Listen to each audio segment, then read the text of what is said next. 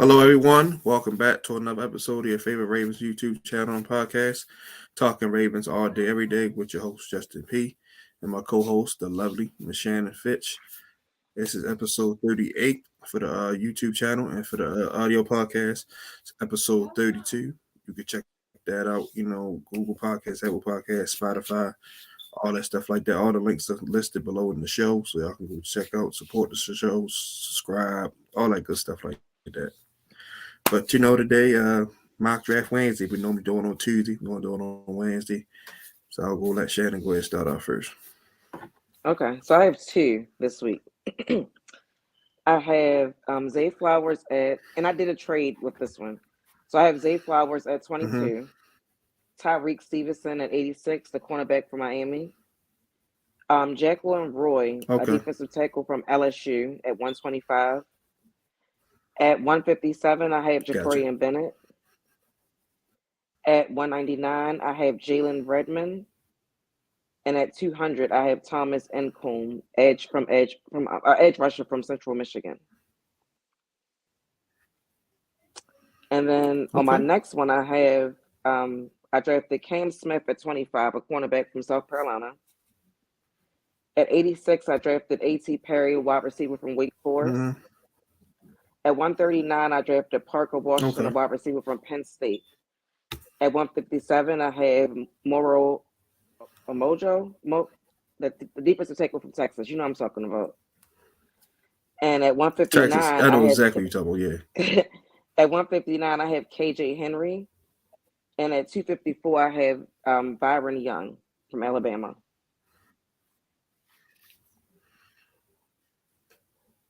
Okay. That was really good. Mine's this is a trade, so prepare yourself. I traded Lamar, just worst case scenario. I don't want him to go, Mm-hmm. but you know how this is going. Anything can happen. I stepped Mm-hmm. between number 12 and took C.J. Stroud right here at number 2. And that's sort of back in the class, if you're asking people. And number 12, I took Quentin Johnston, wide receiver out of TCU. We got to get some weapons. Mm-hmm. Then at number 22, I went wide receiver again and took Zay Jones. So I doubled up at wide receiver. Got to get a rookie quarterback, somebody to throw to if that comes to fruition. Mm-hmm. Number 54, went defense for the finally. Garrett Williams, cornerback out of was it Syracuse? Yeah. Excuse me. Carl Brooks at 86, edge rusher out of Bowling Green. Right Mm-hmm. here, went Moro Ajomo, same kid you just took out of Texas at 124, interior defensive line. And at 125, I took Jacorian Bennett, cornerback out of Maryland. With Ohio and those guys. Then I went a Mm-hmm. wide receiver again because I feel like this whole room needs a makeover. I went Bryce Ford Wheaton, wide receiver out of West Virginia, 6'3" kid, 230. He ran like a 4.3 or something like that. Mm-hmm.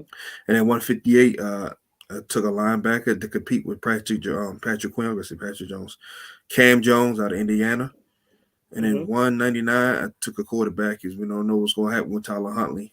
Clayton Tune, University of Houston. And then at 200, I took another running back for depth, Keaton Mitchell out of East Carolina. And then number 219, I finally got Chuck Clark replacement from the same Zach school being attacked. Chamari Connor, strong safety, Mm-hmm. number 44. So I'm right there. And my other ones right here, I took Zay Flowers and Rick Stevenson from the U, my king. 18, I said 18, A.T. Perry from West Wake Forest. I'm high on him. Mm-hmm. 86, 25, because I did trades. Jacorian Bennett at 120 and 158. So, and 192, Dwayne McBride, running back out of UAB. I traded Commanders for a 6th-round pick. Took Stetson Bennett, backup quarterback. He knows the system. Mm-hmm. Ricky Stromberg, center/guard for Arkansas. And at 234, I got that pick by trading Nick Boyle to the Commanders. I took Tyrus, defensive end, outside linebacker for Mississippi State. I think I got one more too. Hold on, hold Okay. on, hold on, hold on. Trying to find it. Trying to find it. Bear with me, everybody. Now, out of the first, you never know how things go. We get the Rams got 122. We Mhm. got 22 for us. We got 139, 136, 171. And next year is first in 2025 first for them jumping up from 36 to 22. Mhm. So at number 36, got him 9. I took Nathaniel Tank Dell right here, wide receiver out of Houston. Number Mhm. 86, I took A.T. Perry, wide receiver at Wake Forest. And, he's going to be in a lot of my mocks as possible. Carl Brooks, edge rusher, Bowling Green, because we can use some depth there. Traded Patrick Queen to the one. Took running back at UAB. Then 136 took his replacement, Doria Williams, linebacker out of Tulane. 138 and went wide receiver again with Jalen. Traded Gus to the Bills for uh, William Bennett, cornerback out of Maryland. 171, Bryce Ford Wheaton. 5, Moro Jomo, we just both took Boyo again to the Cowboys for that pick. Then 199, I took Stetson Bennett. So that was Okay. a mock draft right there. So all right, let's talk about this. Let's talk about offensive linemen that the Ravens could look into as far as tackle, guard, or center. Okay. So I did my research today. So I got three names for you. Now, Okay, we always talk about okay. how the Ravens like versatile offensive linemen. So the guys that I have are guys that can play different positions on the offensive line. I don't know if they're going to be available at any time that we can pick, but these are guys that I think they should be high on their board. First I have Paris Johnson from Ohio State. Like I said, he's versatile, like the Ravens like. I saw that he played right guard and left tackle in college. And even though we have Ronnie, because we know what his health has been over the past couple of years, we don't know what it's going to be in the future. It would be nice to have some sort of insurance policy to replace him. Next, I have Osiris Torres from Florida. I saw that I he agree. played left guard. I saw that he played left guard at Louisiana and then right guard at Florida. So again, another versatile guy that we could use on the line. Bringing him would be more like a move towards the future. It would allow him a little bit more time to develop, and especially with me looking at what they said his weaknesses were. But what caught my attention about him was that they said in his last Mm-hmm. year he didn't give up a sack. So one thing you have to do is protect the quarterback. If you can do that, you're good to go. So that's my second guy. And thirdly, I have Cooper. Is it BB or Bebe from Kansas State? Again, he's a versatile guy. He Yeah, played right tackle, left guard in college, and he's right up the alley of what we're looking for. Um, and to give him one up on Osiris, he hasn't allowed a sack since 2020, from what I saw. So again, protecting the quarterback is very important. So those are three guys that I think the Ravens should have on their radar. that's real good. That's real good. I'm gonna go Paris Johnson as well. Definitely. He's pretty good, man. Like the kid, like you say, he's versatile. He can move around. And there was another kid. I think it's Broderick Jones. Broderick Jones. He's another one, another tackle slash guard. First projecting first round. He's a beast as well. Let me see what school he went to. I just want to make sure I got the school correct. Hold Hmm. on. I don't like to give up false information.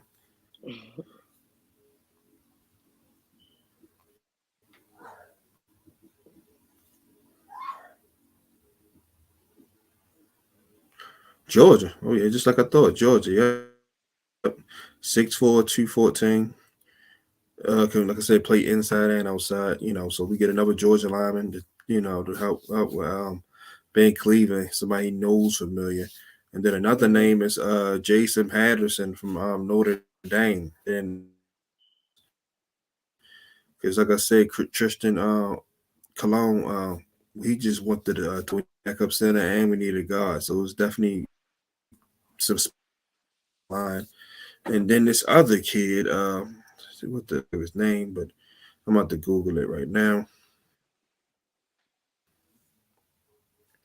I think it's Peter something. It's Peter something. Sharansky. Peter Sharansky. Yeah. Out of Northwestern.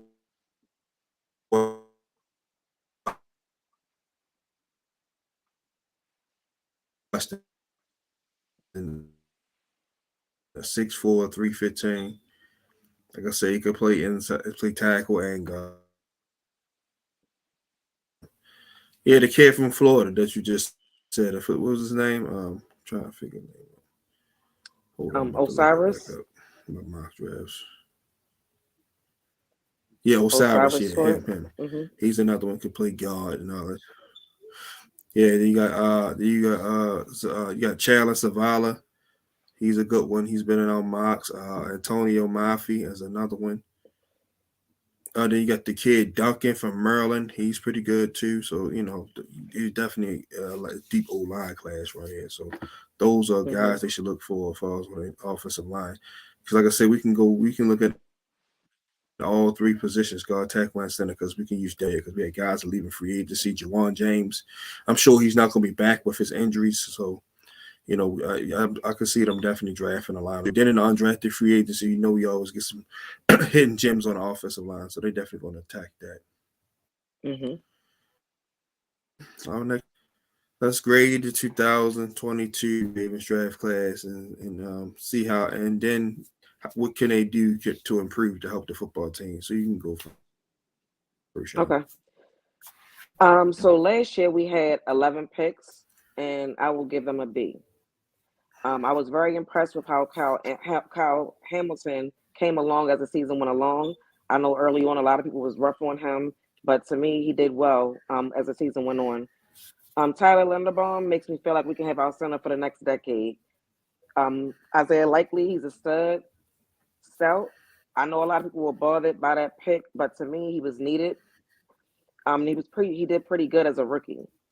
I'm also looking forward to seeing David. Oh, what's how you say his last name? Ojabayo. I'm David, looking forward to seeing him get a David, full off season. David, Ojabo, David Ojabo. Ojabo, yeah. Yeah, so I'm looking forward to seeing him get a Yeah. full off season. Because that was a steal to get him last year in the second round. Kolar showed potential. Daniel Filet, I don't know how to pronounce his last name, but he did pretty well when he had to fill in for Ronnie Stanley. And looking forward to seeing more from Travis Jones up front on the defense. Oh. Mm-hmm. You know what I'm talking about? You talking about Daniel Falehe? Yeah. Yeah. And then, Yeah, Daniel like I said, Falehe. Yeah, that's a funny name. Yeah. I'm looking forward to seeing more of Travis Jones up front. Like I said, I just found out yesterday that we only have one defensive lineman under contract next year, and I guess that's just him. So I'm looking forward to seeing what he can do It's him. Yeah. in year two. And then the other three guys is more wait and see with me. Like I don't have much of an opinion about them, but how I think they can improve, I would just say work smart, not harder. Football is just as much mental as it is physical. So I would like them to watch film, learn from their mistakes, watch film to learn tendencies of their opponents, and just keep learning and working. That's how you can improve and add to the team in 2023. Oh yeah, I agree with you. I'll start with Cal Hamilton. Like I said, he definitely got better as the year went on. Had a slow start, but he turned it on, man. Started getting sacks, started getting quarterback pressures. He started deflecting passes. He actually had an interception, but they got called back against the Saints. So, but overall, Mm-hmm. for a start, I give them all. I give them an A because he played a few games, but the few games he did get some pressure and made some. We went just what jersey. Tyler Lindenbaum, like I said, he was all rookie kid, was going out there in space, picking up blitzes, going blocking linebackers and DBs downfield. So like I said, we got our center for the next 10, 15 years. So we all with them Iowa linemen yonder, and now we got Tyler Lindenbaum. What's up, Raven C? Mm-hmm. So yeah, let's see. Travis Jones, he played pretty well for the time he was in there when Calais got hurt or whatever. He held his ground. He actually had a couple sacks. So he did his thing. Demarion Williams played pretty good, while he was in there for the most part. He was coming up tackling. Like I said, him and Tavon Young remind me so much of each other. Smaller guys, but got all the heart in the world, not scared to back down from nobody. Jalen Norman Davis, he got work to do. Like I say, he got thrown into the wolves against Miami once Marlon Humphrey got hurt, and then going against Tyreek Hill and Jalen Waddle. That's a tough task. And then Mike McDonald, at that time still was having these guys playing prevent and all this other stuff and cover two. And he had Tyreek Hill and cover two. Yeah, you supposed to let him go, but if ain't nobody come underneath, you still got to stay with him until the safety is over the top. Then you go in and worry about underneath. But it was just too much blown coverage from him. So he definitely can get a little better. And Charlie Kolar, he caught a touchdown week 18, so I definitely think he's going to be a bigger factor this year. Him and Isaiah Likely too. You forgot about Likely. He made some plays, caught a couple No, I touchdowns. said no. I said He's he going was to a get. stud. Yeah, I said Likely was a stud. oh, okay. I must have missed that. I must have missed that.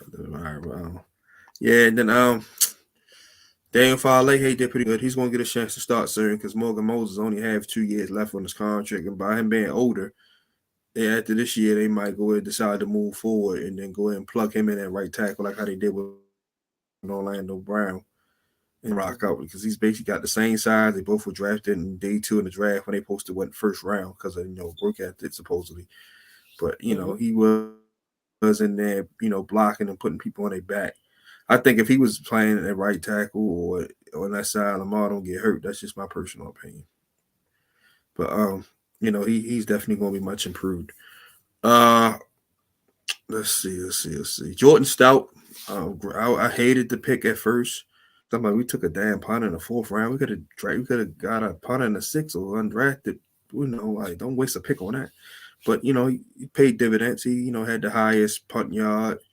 I think all his punts went like 27, 28 yards, like top 5 in the league. And field position is in the NFL. So George Stout definitely was all in all was a good pick. And that was it. The whole journey. Tyler Bailey, of course, he didn't make it long. So I give him an A. Like I said, I give him an A because, like I said, they all contribute in some way for the most part. So yeah. All right. Let's see. Give me 1 second.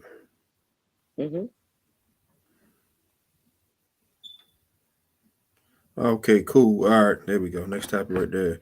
Let's have a little fun. Let's build an all-time Ravens offense using current and former players. So I'm gonna go ahead and let you go first. Okay. Now let me first say when I The did this, quarterback, I the just quarterback, the quarterback, the quarterback one gonna be fun. This gonna be interesting. We going yeah.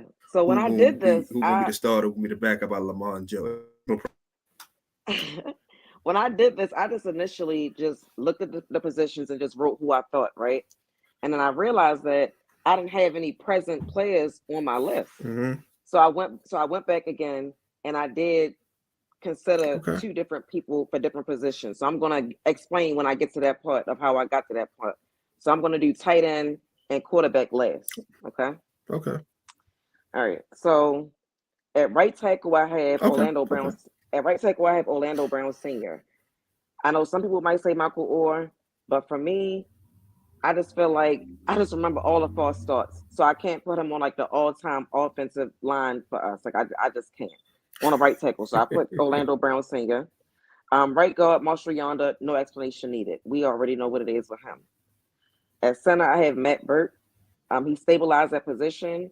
When we had our, streak going, the 5-year run that we had going on Mm-hmm. when he came from the time we won a Super Bowl, he was, the main force on our offensive line. I would have to give that to Matt Burt.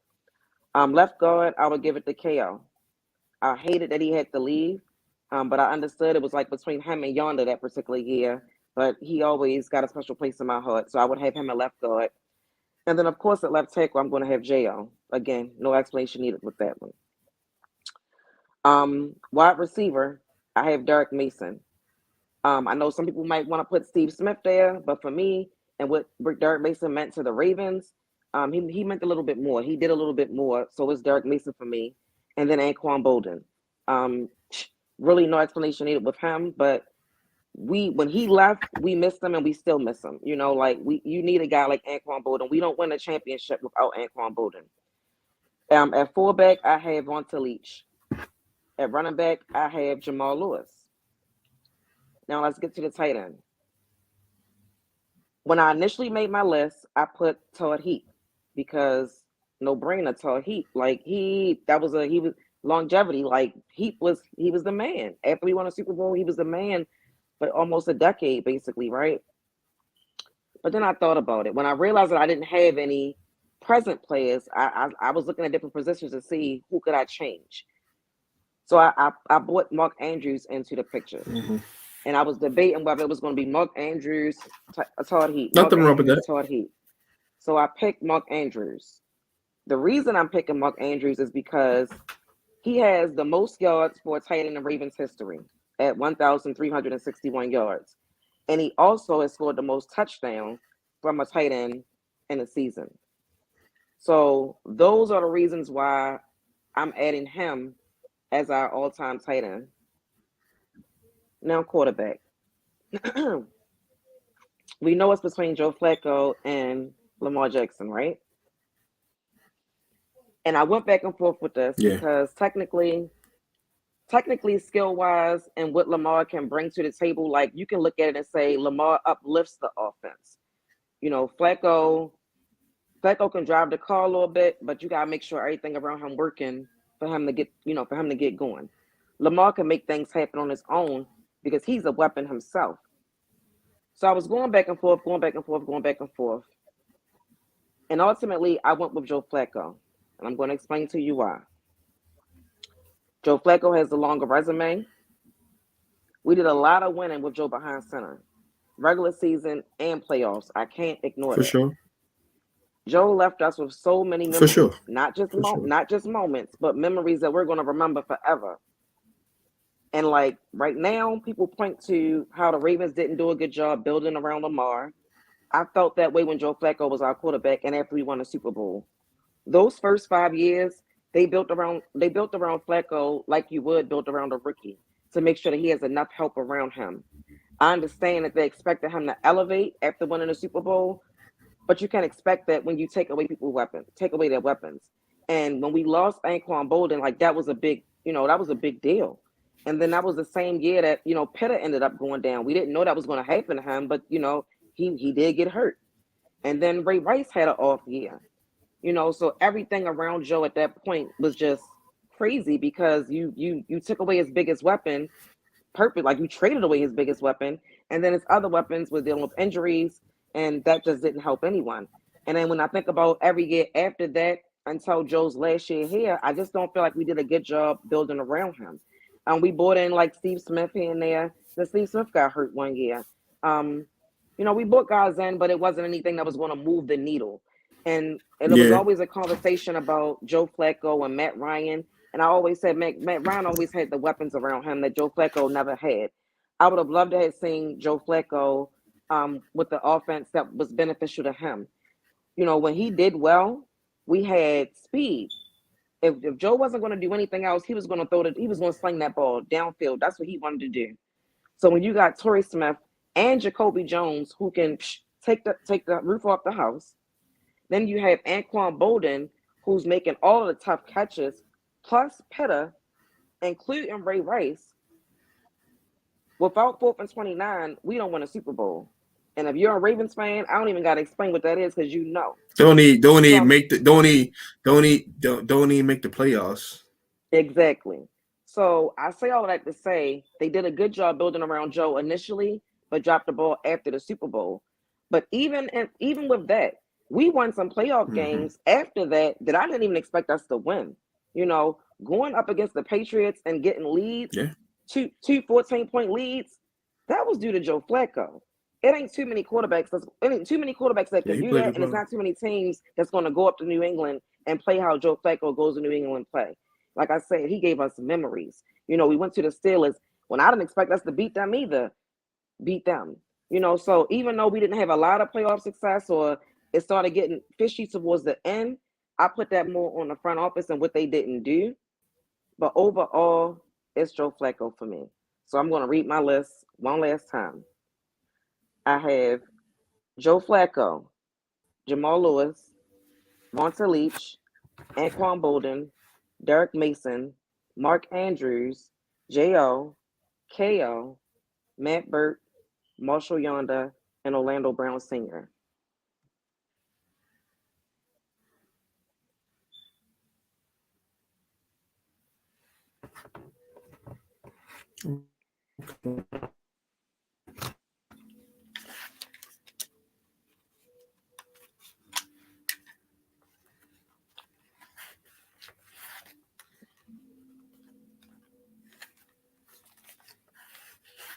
Oh, good. Can you hear me, Shan? Yes. Yeah. Did you hear me? Okay, cool. Did you hear me? Yeah, yeah. The cord was it was twitching in there. That's why I took it off. Oh, that was a great list. Okay. Me, I'm gonna go with I gotta go with Lamar for some fact. The athleticism alone, like Joe, what you said was great. Joe is definitely if you go on all time great list, yeah, of course Joe's in front. That's no brainer. I'm talking about just to put on the field and to play. Gotta go with Lamar because when things down in the pocket, you need a magician back there. You need a magician. So you need that guy to buy you 1 or 2 more seconds to be able to find somebody. Joe had a sneaky can get out the pocket. Couldn't even slide. Like he slide look like he's great break his fucking leg. So wow. But yeah, it's just that factor that Lamar can go and maneuver around. And then like I said, when you've seen him work with like you said, subpar receivers, now you give him these legends I'm about to give him. It's just with his mobility, I'm sorry. I love you, Joe Cool. You're the man, but I gotta go LJ on this one. Running back, Jamal Lewis. Because anytime you can get 2,000 yards running against a 10-man front and you know you getting the football, fullback. This is I'm gonna go Vontae Leach because he definitely was the most consistent. So he was lead blocking for Ray and all those guys like that. Wide receiver, some more Torrey Smith. I gotta put him in there. He's gonna be my third receiver. He's gonna be my slot guy. Arguably probably the best receiver we drafted, if for the most part. Uh, Outside, I'm gonna go with Bolden. Then I'm gonna go with Mason on the other side. They my three receivers right there because he's Derek Mason's still leading receiver, so that shows how much he did for us. Offensive line, I'm gonna switch it up a little bit. Right tackle, I'm going Ronnie Stanley. That's where he started out on the right side before he went to left. So Ronnie gonna play the right. Left guard gonna be Yonder. Center, go Matt Burt. Left guard. I'm going to go with Edwin Mutatalo. I'm sorry. Big Edwin was a beast, man. Mauler. And just a straight dog. KO was go, of course, Jonathan Ogden. That's about saying. 10. I'm going to go with two tight ends on that. So Todd Heap and Mark Andrews. So that's my offense right there. All right. Let's see. Next topic.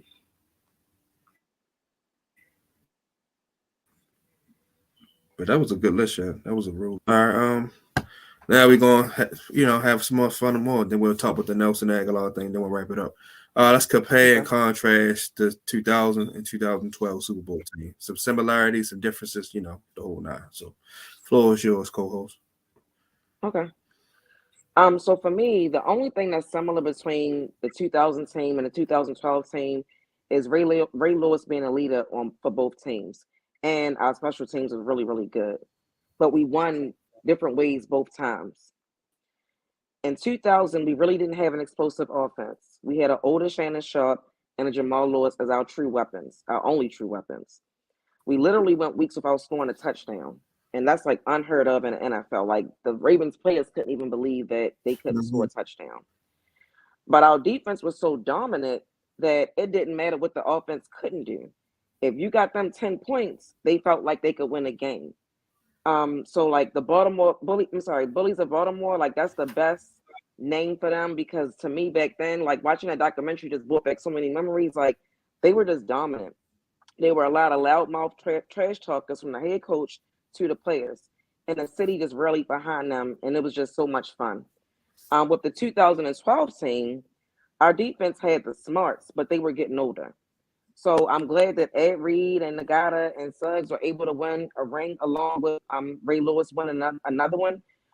Those guys had a lot of battles together, so they were so deserving of that moment, and I was just so happy that they finally got that point.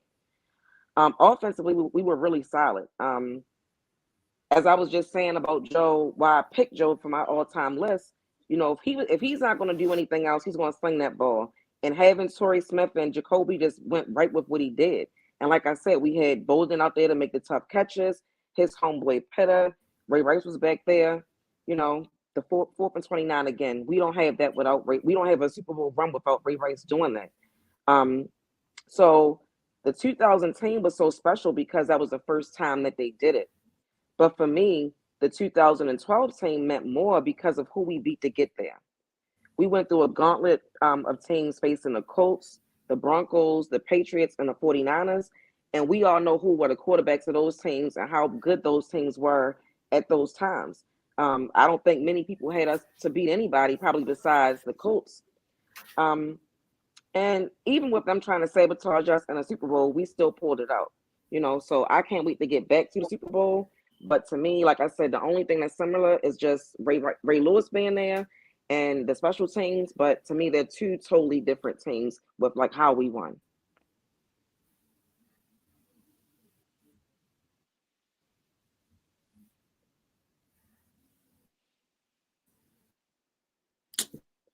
The 2000 amazing, but it definitely was. But the reason I say 2000 was a little bit different. Always will stick out because just got the team back at the long 12-year hiatus. First 4 years we stunk. We was an offensive team. Vinny was putting up numbers. Couldn't. We was putting up points, but couldn't win and stop nobody. Then once we bored in and went to the dark side, like Brian Billy said, and became a defense oriented team, that's when the Ravens can. And that's why the Ravens are always going to be known for this. People, Joe Flacco's going to definitely get us from on, but when you who statues out front,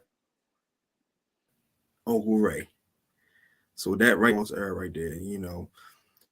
So in there, winning games 10-3 and not, we going to the closest we seen a team to win like I won was the 2015 Broncos. Peyton Manning was neck on him, so scoring a lot of points. So that was the only team that really won with a so-so offense. So it was just remarkable to see us like the Giants scored off a kickoff return. That supposed to have been a shutout.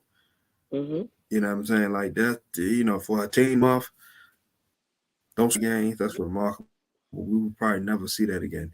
The 2012 team run, it was they did their thing. Joe played outside his mind. That's the better period. I'm talking about regular season, postseason. Until Cuvier came. Those were the only two times Joe looked like, he was the 2012 playoffs, the 2014 season, and the Cuvier. The rest of the years, he was so. Even in the playoff games that we won, he was mid as hell. Like one game, he threw for 45 yards against New England. We still won because Ray Rice and Ronald went crazy. But, those two times, he definitely played like a top-tier quarterback. But the way how that defense was dominant in 2000, man, it was just like no matter what the offense was. Remember the Giants beat the Vikings 41-0.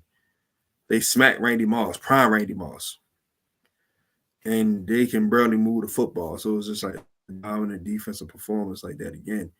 Like you're gonna always see teams score and all that stuff like that, but the way how we single-handedly just won on defense that whole entire year, it was remarkable. So that's why I give the 2000 Ravens a slight edge. Ravens Nelson Aguilar to a 1-year deal. Hold up. Because you just tried to take a shot at Joe Flacco. And I just have to say for the record, to me, it was the 2011 AFC Championship, every playoff game after that Joe Flacco was doing the damn thing. Like, I know what you're talking about in 2009, his second year in the league. I understand that. But Put a little bit more respect on Joe Flacco's name, my friend. Don't play with him like that. You was out there cheering for Joe Flacco. The man, Joe. 11 AFC again. He did play. He did have a good. He did. You're right. He did. Okay, we can move on. He had a good game. But outside, like okay, but like I said, he came through. He came through when he needed to the most. Cool. How about the Ravens signing Nelson Aguilar? You know, that's the typical Ravens move. We talked about that last week, wasn't it? I don't really have much to say about it because it's expected. What I will say is that he's here now. He's here now. I'm going to hope for the best. You know, I'm not going to keep beating the dead horse and saying how bad the Ravens are at picking wide receivers. We're just going to hope for the best. I like to hear the Ravens talk to Odell. So maybe he'll come in. And then at that point, we'll be talking about. So my first thought was that's just typical Ravens. Yeah.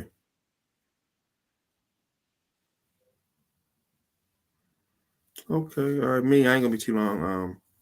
I mean, they should have just went and got DJ Chalk. I'm pretty sure the cost difference wasn't huge. Elsie probably gave him 807. We could have matched that. Like, because DJ Chalk, taller, younger, faster. Aguilar's okay. Like I said, Super Bowl experience with the Eagles, but he drops way too many passes for my liking. He got speed. That's why he went first round. But you know, he got to be consistent. Like 600 yards out of him, I'm cool. It's money's worth, but and 600 yards is not nothing. That's like fucking 30 yards a game. Like he can't 6-7 yards out of him. It's like it was just a waste of money. But like you said, we can get all Odell and then draft for Jackson Smith or Zay Flowers or Jordan Addison. Then I'll be like, okay, I'll feel a little bit better because now we didn't got a veteran, 2 veterans, and we need a young. Yeah, but this receiver room need a whole new makeover outside of that. But, yeah. Well, that's it, everybody. Then we'll be back to Shannon. We'll get our topics in a few. So I kind of know what I'm going to be, but good shop. Subscribe to the Patreon on Spotify. Make sure you every day. From your host Justin P and my co-host Miss Shannon Finch.